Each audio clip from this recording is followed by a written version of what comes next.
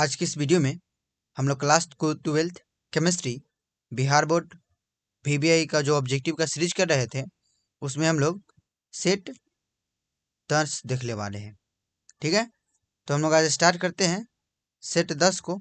तो क्या है आपका फर्स्ट क्वेश्चन, क्या है CaCl जिसको हम लोग सीजियम क्लोराइड कहते हैं की क्रिस्टल संरचना निम्नलिखित में से कौन है। तो आपको बताना है CaCl जो सीजियम क्लोराइड है उसकी संरचना क्या होती है। तो उसकी जो संरचना होती है वो BCC होती है। क्या होती है? BCC। ठीक है, तो इसका आंसर ऑप्शन ए हो जाएगा। ठीक है, ये बताइएगा NaCl की संरचना कैसा होती है। ठीक है, कैसा होती है NaCl की संरचना, ये आपको बताना है। चलिए अगला क्वेश्चन देख लीजिए, क्या है क्रिस्टल में बिंदु दोष का उदाहरण है। तो बिंदु दोष जो क्रिस्टल में होती है वो दो प्रकार से हम लोग इसको लिखते हैं। एक होती है शॉर्ट की दोष, ठीक है, शॉर्ट की दोष। एक क्या बोलते हैं हम लोग, फ्रेंकल दोष बोलते हैं, फ्रेंकल दोष। तो इसका आंसर ऑप्शन सी हो जाएगा। अगला क्वेश्चन देखिए, क्या है निम्नलिखित में से कौन सा अनुसंख्यक गुणधर्म नहीं है। देखिए ऐसा क्वेश्चन आपके एग्जाम में जरूर आएगा अनुसंख्यक गुणधर्म पहचानने के लिए। ठीक है, तो बोला गया है कि बताइए कि निम्नलिखित में से कौन अनुसंख्यक गुणधर्म नहीं है। तो अनुसंख्यक गुणधर्म 4 होती है। ठीक है, फर्स्ट क्या वासुदेव का फर्स्ट क्वथनांक का अवनयन, सेकेंड वासुदेव का अपेक्षिक अवनमन, तीसरा का हिमांक का अवनमन, चौथा प्रासन्निधव। इस बात को आपको ध्यान में रखना है। तो इसमें बताया गया है कि इसमें कौन नहीं है। तो पृष्ठ तनाव ये आपका अनुसंख्यक गुणधर्म नहीं है, बाकी सब आपका क्या है अनुसंख्यक गुणधर्म है। अगला क्वेश्चन क्या है विलयन में विलय के मोलों की संख्या तथा विलयन के कुल आयतन के अनुपात को क्या कहते हैं। तो क्वेश्चन है विलयन में विलय की मोलों की संख्या, तो विलय की मोलों की संख्या तथा विलयन के कुल आयतन के अनुपात को हम लोग कहते हैं मोल रता कहते हैं। क्या कहते हैं? मोल रता। तो इसका आंसर ऑप्शन ए हो जाएगा। इसका मात्रा क्या होता है मोल रता का? मोल प्रति लीटर हो जाता है। ठीक है, मोल प्रति लीटर। यह जो मोल रता है वो ताप के साथ परिवर्तित होता है, इस बात को याद करके रखना है। अगला क्वेश्चन क्या है फैराडे के विद्युत अपघटन के प्रथम नियम का सही गणितीय रूप है। तो जो फैराडे क्या कहता है, फैराडे का प्रथम नियम ये कहता है कि किसी विद्युत अपघटनीय, ठीक है, विलयन में विद्युत धारा प्रवाहित करने पर, ठीक है, इलेक्ट्रोड पे जो मुक्त पदार्थ होती है इसको ये दर्शाता है। तो क्या कहता है, तो किसी विद्युत अपघटनीय विलयन में विद्युत धारा प्रवाहित करने पर या जितना आवेश हम लोग प्रवाहित करते हैं वो मुक्त आवेश के समानुपाती होती है। मतलब कहता है कि इसमें जितना जो मात्रा पदार्थ की मात्रा मुक्त हुई है, ठीक है, जितना पदार्थ की मात्रा मुक्त हुई है उस समानुपाती होती है किसके? आवेश के। ठीक है, तो क्या हो जाएगा m समानुपाती q। यहीं से m का m रहने दीजिए, समानुपाती का साइन को हटाइएगा तो एक z आता है, यहाँ पे ZQ लिख सकते हैं। सीधा समझिए, फैराडे का जो प्रथम नियम है वो बताता है कि मुक्त हुए पदार्थ की मात्रा विलयन में प्रवाहित आवेश के समानुपाती होती है। यहीं से हम लोग इसको ऐसे लिख सकते हैं m इक्वल टू जेड और q को क्या लिख सकते हैं, इस फॉर्मूला से हम लोग लिखते हैं I equal to Q upon में t। q इक्वल टू क्या लिख सकते हैं I इंटू टी, यहाँ से। तो यहीं से हम लोग q की जगह पे क्या लिख सकते हैं I t। ठीक है, तो इसका आंसर क्या हो जाएगा ZIT। इसका आंसर ऑप्शन बी हो जाएगा। अगला क्वेश्चन देखिए, क्या है निम्नलिखित में से कौन सा सबसे अच्छा विद्युत का सुचालक है। तो देखिए सबसे अच्छा जो सुचालक होगा वो ग्रेफाइट हो जाएगा। इसका आंसर ऑप्शन बी हो जाएगा। ठीक है, अगला क्वेश्चन किसी अभिक्रिया के लिए वेग स्थिरांक का मान केवल किस पर निर्भर करता है? यहाँ पे आपको बोला है कि वेग स्थिरांक का मान, ठीक है। तो वेग स्थिरांक का मान किस पे निर्भर करता है? तो वो ताप में निर्भर करता है। ये किस अति से आया था, किस फॉर्मूला से हम पता करते थे? तो ये k इक्वल टू ए ई के पावर माइनस ई ए अपॉन में आर टी, ठीक है। यही बताता है कि जो अभिक्रिया का वेग स्थिरांक वो किस पे निर्भर कर रहा है? ताप पे। यदि अभिक्रिया की वेग पूछ देता, अभिक्रिया की दर पूछता, तो वो सांद्रता पे भी निर्भर करता है, दाब पे भी निर्भर करता है, ठीक है, ताप पे भी निर्भर करता है। तो यहाँ पे क्या पूछा है? अभिक्रिया की वेग स्थिरांक वो किस पे केवल निर्भर करता है? तो वो आपका तापमान पे, केवल तापमान पे निर्भर करता है। अगला क्वेश्चन, अगला देखिए क्या है? अमोनिया का निष्कासन किस विधि द्वारा किया जाता है? तो अमोनिया का जो निष्कर्षण होता है वो किस विधि द्वारा किया जाता है, ठीक है। तो अमोनिया का सूत्र होता है NH3। इसका हम लोग औद्योगिक विधि में हम लोग इसको बनाते हैं हैबर विधि से। किसके बनाते हैं? हैबर विधि से, ठीक है। इसमें हम जो उत्प्रेरक का यूज करते हैं, लेते हैं उसको Fe को या Fe2O3, ठीक है, Fe2O3। ये क्या होता है? आपका उत्प्रेरक होता है। उत्प्रेरक वर्धक किसको लेते हैं? तो ये आपका मोलिवेडनम होता है, MO। ये आपका उत्प्रेरक होता है, उत्प्रेरक वर्धक होता है, ठीक है। यहाँ से एक दो और बात याद कर लीजिएगा कि HNO3 इसको हम बोलते हैं नाइट्रिक अम्ल। क्या कहते हैं? नाइट्रिक अम्ल। इसको जो बनाया जाता है ये इसको ओस्टवाल्ड विधि द्वारा बनाया जाता है। इसमें जो उत्प्रेरक का यूज होता है वो PT होता है, प्लेटिनम, ठीक है।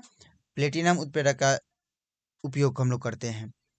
एक बात और भी यहाँ से याद करिएगा, H2SO4 को हम लोग किस द्वारा बनाते हैं? तो इसको हम लोग संपर्क विधि द्वारा, इसको हम लोग सल्फ्यूरिक अम्ल कहते हैं। और सल्फ्यूरिक अम्ल को जो बनाया जाता है वो संपर्क विधि द्वारा हम लोग बनाते हैं कारखाना में। अब इसका उत्प्रेरक इसमें किसका यूज होता है? कौन सा उत्प्रेरक होता है? तो इसमें उत्प्रेरक जो होता है वो आपका V2O5 होता है, वेनेडियम पेंटा ऑक्साइड, ठीक है। चलिए अगला क्वेश्चन देख लीजिए। तो इसका आंसर कौन जाएगा? अमोनिया पूछा है तो अमोनिया हैबर विधि द्वारा बनाया जाता है। अगला क्वेश्चन क्या है? बादल निम्नलिखित में से किसका उदाहरण है? तो बादल है वो गैस में द्रव का परिक्षेपण होता है। तो इसका आंसर ऑप्शन ए हो जाएगा, ठीक है, गैस में द्रव का परिक्षेपण। अगला देख लीजिए क्या है? पेप्टीकरण वह प्रक्रिया है जिसमें ताजे अवक्षेप को कोलाइड सॉल्ट में बदला जाता है। इसका आंसर ऑप्शन बी हो जाएगा, ठीक है। अगला क्वेश्चन देखिए क्या है? निम्नलिखित में से किस विधि द्वारा एल्यूमिनियम का निष्कर्षण किया जाता है? तो एल्यूमिनियम का जो निष्कर्षण होता है वो हॉल हेलॉट विधि द्वारा होता है, ठीक है। इसका आंसर ऑप्शन बी हो जाएगा। संपर्क विधि किस में यूज होता है? कॉन्टैक्ट प्रोसेस अभी देखे हैं, H2SO4 में सल्फ्यूरिक अम्ल का जो हम लोग निष्कर्षण करते हैं वो संपर्क विधि द्वारा करते हैं। बताइएगा ये साइनाइड विधि किस में होता है? साइनाइड विधि किसके निष्कर्षण के लिए यूज करते हैं?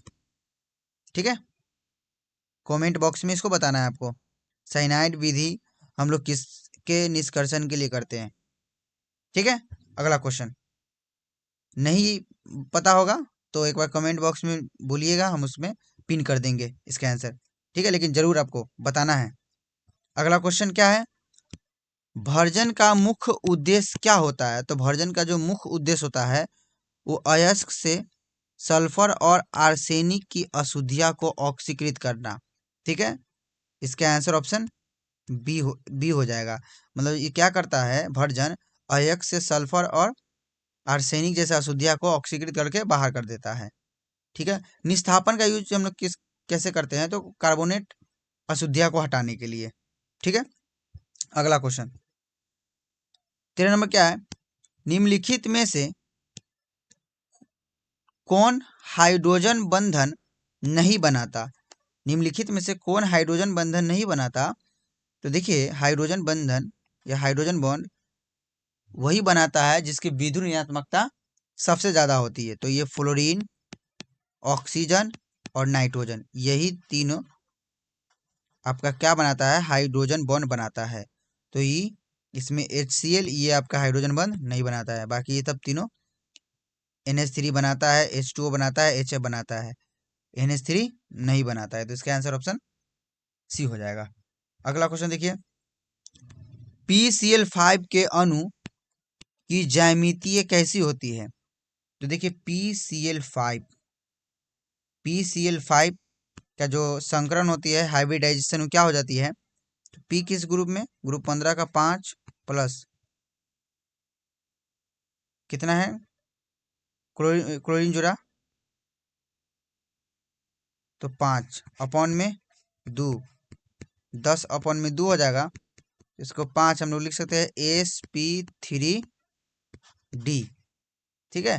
तो इसका जो स्ट्रक्चर होता है वो आपका त्रिकोणीय द्विपिरामिडीय होता है। तो इसका आंसर ऑप्शन बी हो जाएगा। ठीक है। अगला क्वेश्चन देख लीजिए, क्या है, ऑक्सीजन और ओजोन आपस में है। ऑक्सीजन और ओजोन आपस में क्या है, तो आपस में ये अपरूप है। इसका आंसर ऑप्शन बी हो जाएगा। ठीक है, अपरूप है। अगला क्वेश्चन, गोताखोरों के सिलेंडर में से, गोताखोरों के जो सिलेंडर में ऑक्सीजन के साथ मिश्रण की जाने वाली गैस कौन है। तो देखिए हम लोग कौन सा गैस गोताखोर के सिलेंडर में यूज किया जाता है ऑक्सीजन के अलावा, तो वो आपका हीलियम होता है। इसका आंसर ऑप्शन बी हो जाएगा। ठीक है, हीलियम का हम लोग यूज करते, पहले नाइट्रोजन का होता था तो दिक्कत होती थी। ठीक है, अब हीलियम हम लोग यूज करते हैं, हीलियम। अगला क्वेश्चन क्या है, प्रथम संक्रमण श्रेणी में किस तत्व की परमाणु त्रिज्या सबसे कम होती है। तो प्रथम संक्रमण श्रेणी में आपको किस तत्व की जो परमाणु त्रिज्या होती है वो सबसे कम होती है। तो आपको ऑप्शन दिया हुआ है, तो देखिए एस्केडियम की सबसे ज़्यादा होती है, टाइटेनियम की उससे ज़्यादा, वेनेडियम की उससे ज़्यादा, क्रोमियम की, मतलब देखिए सबसे ज़्यादा एस्केडियम, उसके बाद टाइटेनियम, उसके बाद वेनेडियम, उसके बाद क्रोमियम, और इसी के इक्वल होती है मैग्नीज की, उसके बाद इसी के इक्वल होती है Fe की, उसी के इक्वल होती है कोबाल्ट की, और उससे कम हो जाती है निकेल की। ठीक है, और उसके बाद कॉपर की निकेल से बड़ी हो जाती है। ठीक है, और उसके बाद जिंक की। ठीक है, पहले क्या होती है, घटती है, यहाँ तक इक्वल रहती है, फिर घटती है, फिर बढ़ने लगती है। तो यहाँ पे जो होगा इसमें आपका क्रोमियम का जो होगा, इस ऑप्शन में से सबसे कम किसका होगा, तो क्रोमियम का होगा। इसका आंसर ऑप्शन बी हो जाएगा। ठीक है, क्या हो जाएगा, बी। चलिए अगला क्वेश्चन देख लीजिए,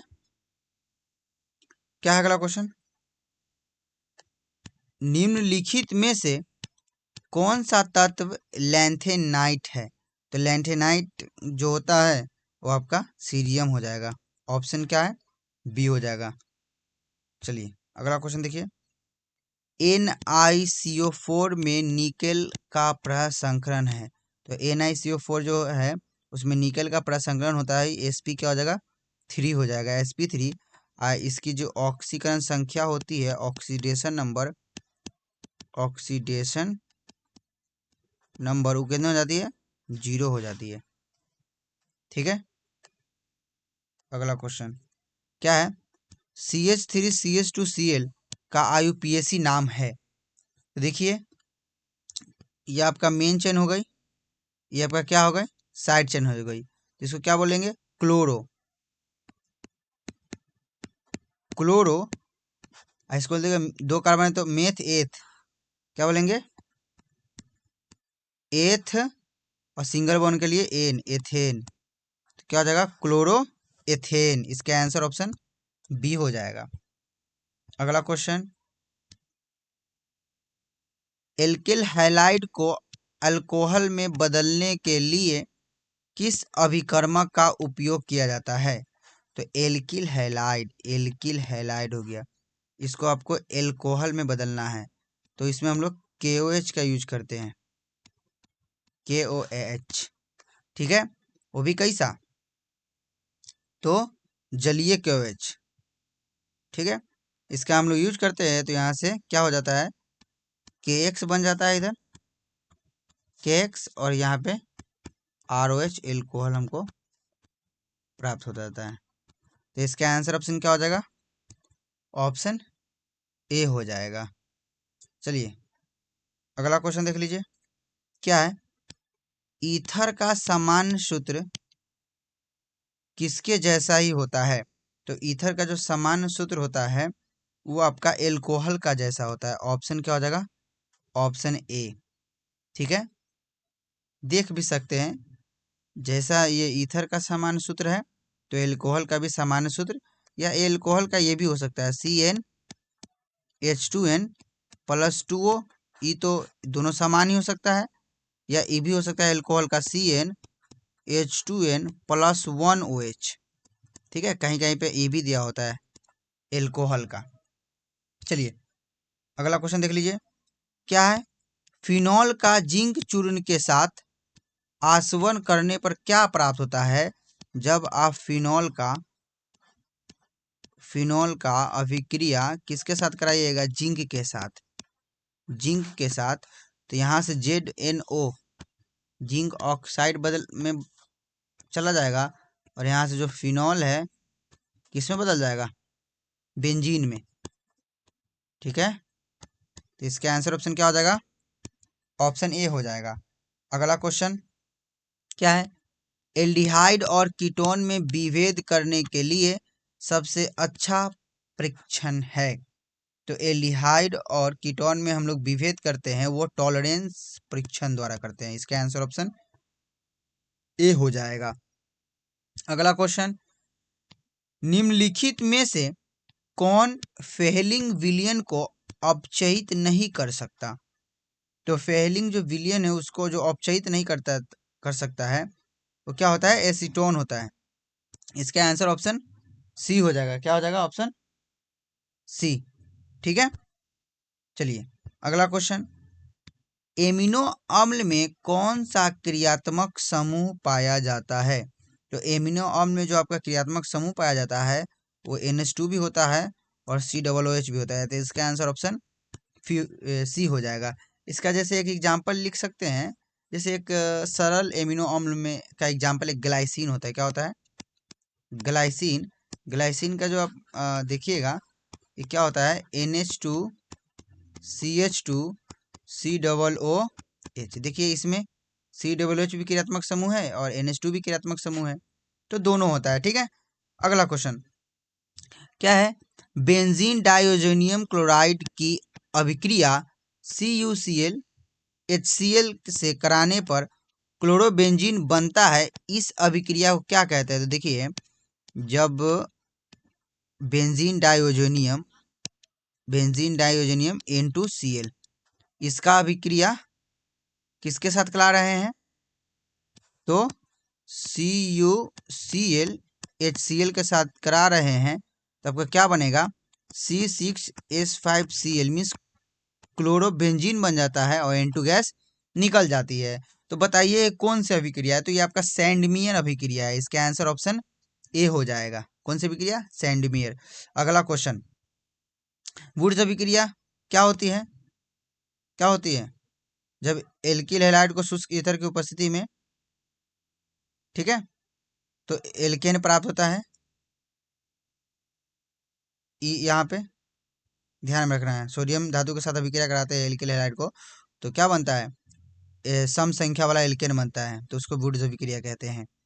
चलिए अगला देख लीजिए, क्या है, हीमोग्लोबिन में कौन सा धातु उपस्थित होता है। तो हीमोग्लोबिन में जो आपका धातु उपस्थित होता है वो आपका आयरन हो जाता है, Fe। ठीक है, अगला क्वेश्चन क्या है, निम्नलिखित में से कौन सा विटामिन खून का थक्का जमाने में मदद करता है। तो जो खून का थक्का जमाने में मदद करता है वो आपका विटामिन के हो जाता है। देखिए विटामिन आपका दो प्रकार के, ठीक है, विटामिन एक तो होता है वसा में घुलनशील विटामिन, वसा में घुलनशील विटामिन, एक होता है जल में घुलनशील विटामिन। ठीक है, जो वसा में घुलनशील विटामिन होता है, यहाँ से एक बात याद करके रखिए, कीड़ा। ठीक है, विटामिन के, vitamin E, vitamin D, vitamin A, ये जो होती है वो वसा में घुलनशील विटामिन होती है, और जल में घुलनशील विटामिन जो होती है विटामिन बी और विटामिन सी होती है, यही जल में घुलनशील विटामिन होती है। ठीक है, चलिए अगला क्वेश्चन क्या है, निम्नलिखित में से कौन सा संश्लेषित बहुलक है। तो देखिए प्रोटीन आपका ये संश्लेषित नहीं है, स्टार्च आपका ये संश्लेषित नहीं है, रेशम आपका संश्लेषित नहीं है, लेकिन इसका जो आंसर हो जाएगा नायलॉन, ये आपका क्या है, संश्लेषित बहुलक है। ठीक है, तो इसका आंसर ऑप्शन क्या हो जाएगा, 30 का सी हो जाएगा। ठीक है, अगला क्वेश्चन देखिए, क्या है, आइसोप्रीन निम्नलिखित में से किसका एकलक है। तो आइसोप्रीन जो होती है वो प्राकृतिक रबर का होती है, किसका होती है, प्राकृतिक रबर का। ठीक है, इसका आंसर ऑप्शन ए हो जाएगा। ठीक है, अगला क्वेश्चन देख लीजिए, वह दवा जो दर्द को कम करती है लेकिन चेतना को प्रभावित नहीं करती है क्या कहलाती है। तो ये आपका एनाल्जेसिक कहलाती है, इसका आंसर ऑप्शन बी हो जाएगा। क्या कहलाती है, एनाल्जेसिक। एंटीबायोटिक क्या होती है, ये ज्वरनाशी होती है। एंटीबायोटिक क्या होती है, एक तरह से मान लीजिए शरीर के अंदर आपका कोई ऐसा हानिकारक बैक्टीरिया चला गया है तो उसको नष्ट करती है, मारती है। प्रशांतक क्या होता है, तो जैसे डिप्रेशन में कोई चला गया है तो उसके लिए जो दवाई का यूज करते हैं उसको प्रशांतक कहते हैं। ठीक है, अगला क्वेश्चन, सल्फा ड्रग्स किस श्रेणी का दवा है। तो सल्फा जो ड्रग्स होती है वो आपका एंटीबायोटिक होती है, इसका आंसर ऑप्शन क्या हो जाएगा, ए हो जाएगा। एंटीबायोटिक तो समझिएगा जिसको ज्वरनाशी कहते हैं। एंटीसेप्टिक क्या होता है, तो जैसे किसी घाव पे सूक्ष्म जीवों का फैलाव उलाव ना हो, इसके लिए हम लोग एंटीसेप्टिक का यूज करते हैं। जैसे मलहम आता है उसमें टिंचर आयोडीन का मिक्सचर होता है। ठीक है, जैसे डिटॉल हो गया, ये सब क्या होता है, ये सब एंटीसेप्टिक हो गया। कीटाणुनाशक जिसको हम लोग विसंक्रामक भी कहते हैं, जैसे घर उर में कीटाणु उटाणु ना फैले, इसके लिए हम लोग क्या यूज करते हैं, डिटॉल का यूज करते हैं। तो इसे डिटॉल उटॉल क्या हो गया, सॉरी डिटॉल नहीं, फिनॉल। ठीक है, फिनॉल, फिनॉल आपका क्या हो गया, फिनॉल में घर में साफ किया जाता है ना, तो ये कीटाणुनाशक हो गया। ठीक है, कीटाणु उटाणु को मारने के लिए। चलिए अगला क्वेश्चन क्या है, H3PO2 की संरचना में कितने पीएच बंध होते हैं। तो H3PO2 की संरचना में कितने पीएच बंध है आपको देखना है। देखिए अभी बताते हैं। तो इसका जो सबसे पहले तो एक ऑक्सीजन को एक के साथ जोड़ दीजिए, ठीक है, डबल बॉन्ड से। उसके बाद कितने ऑक्सीजन बचे, अब एक ऑक्सीजन बचे। हाइड्रोजन कितने हैं, हाइड्रोजन 3 हाइड्रोजन है। ठीक है, तो एक OH तो इधर से जुड़ जाएगा, बाकी 2 हाइड्रोजन बचे तो इधर से जोड़ दीजिए, हो गया। तो पीएच बॉन्ड कितना है, एक तो इधर से है और एक इधर से, तो 2 पीएच बॉन्ड हो गई। इसका आंसर ऑप्शन बी हो जाता है। इसकी क्षारकता पूछ दी थी, बेसिसिटी पूछ दी थी, क्या बताते हैं। देखिए OH क्या गो, एक होती, इसकी क्षारकता या इसकी बेसिसिटी कितनी होती, एक होती। ठीक है, अगला क्वेश्चन क्या है, निम्नलिखित में से कौन सा गुण तापमान बदलने पर बदल जाता है तो कौन सा गुण है? ऑप्शन ए है मोलरता, ऑप्शन बी है मोल प्रभाज, ऑप्शन सी है द्रव्यमान प्रतिशत, ऑप्शन डी है मोललता। तो तापमान परिवर्तन करने से जो बदलता है वो आपका मोलरता होती है। इसका आंसर ऑप्शन ए हो जाता है। इसकी फार्मूला भी होती है m=n/v, प्रति एकांक लीटर में उपस्थित विलय की मोलों की संख्या को मोलरता कहते हैं। ठीक है, मोल प्रवाह जो होती है किसी विलयन के लिए वो 1 हो जाती है। ठीक है, इसको हम लोग डिफाइन करते हैं विलय का मोल प्लस विलय का मोल प्रभाज प्लस विलायक का मोल प्रभाज इक्वल टू 1। ठीक है, चलिए तो यहीं तक हम लोग रहने देते हैं। आज हमारा सेट 10 कंप्लीट हुआ, तो अपने दोस्तों में शेयर कीजिए, इस वीडियो को देखिए और इस टोटल सेट को कंप्लीट कर लिए हैं तो एक और भी जो सीरीज आएगा फिजिक्स का भी इसी तरह का, तो आप उसको भी देख लीजिएगा, आपके एग्ज़ाम के लिए बहुत ही हेल्पफुल होगा। आशा करते हैं कि आपका एग्ज़ाम को बहुत ही आसान बनाएगा ये वीडियो। चलिए हम लोग इस वीडियो में इतना ही तक रहने देते हैं। वीडियो देखने के लिए धन्यवाद।